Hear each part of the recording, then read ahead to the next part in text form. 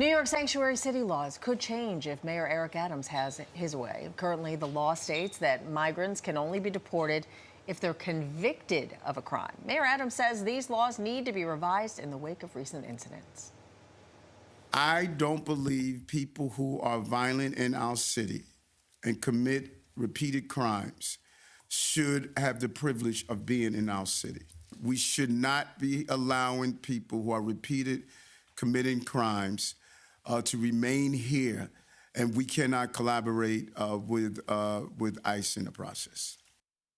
Joining us this morning to discuss the future of New York as a sanctuary city and to update us on the 72 migrants found living in a commercial basement in Queens is Brooklyn City Councilwoman Alexa Aviles, who also chairs the Immigration Committee. So good morning to you. Good morning. Thanks for being here. Thank you. So we'll get to the sanctuary city laws in just a second. I want to begin with those asylum seekers that were found from Senegal in that basement in Queens. The mayor had said yesterday that all of them were moved out of there and placed into proper housing.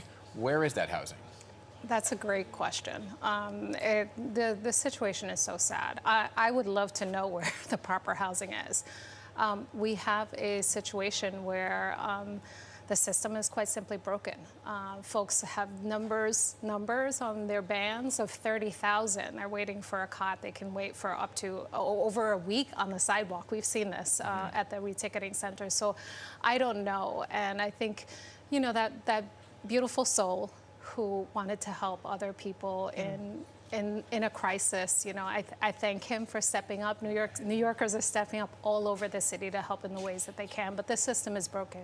Yeah, I mean, a lot of some of our reporters spoke to some of those folks that were staying there who said they'd rather stay in those basements than what they're being offered by the city.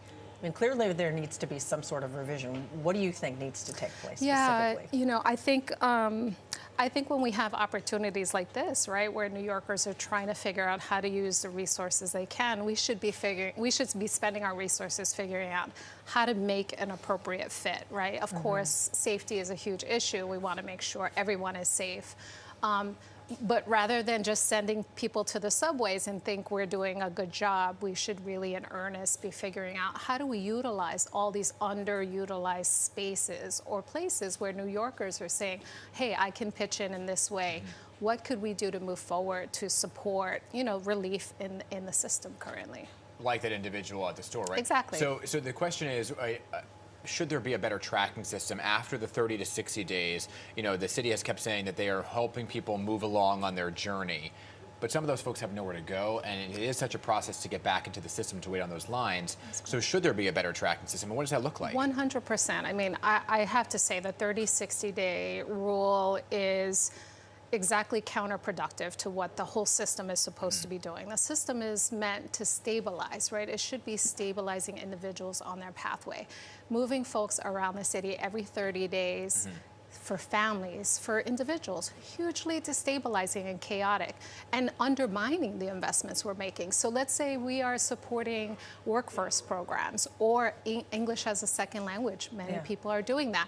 They lose their papers, they lose their ID NYC, they are in a new neighborhood. It is deeply chaotic. So I have a real problem with this rule, and it's pushing people out of the system effectively onto the subways. You know, the mayor said yesterday also, he was talking about this change of the sanctuary city laws and how he would like to do that to work better with ICE and the NYPD, but it needs the city council to do it. Will the city council take that up as an issue to vote on? So, absolutely not. New York City has had a long history of sanctuary. In fact, started in 1986.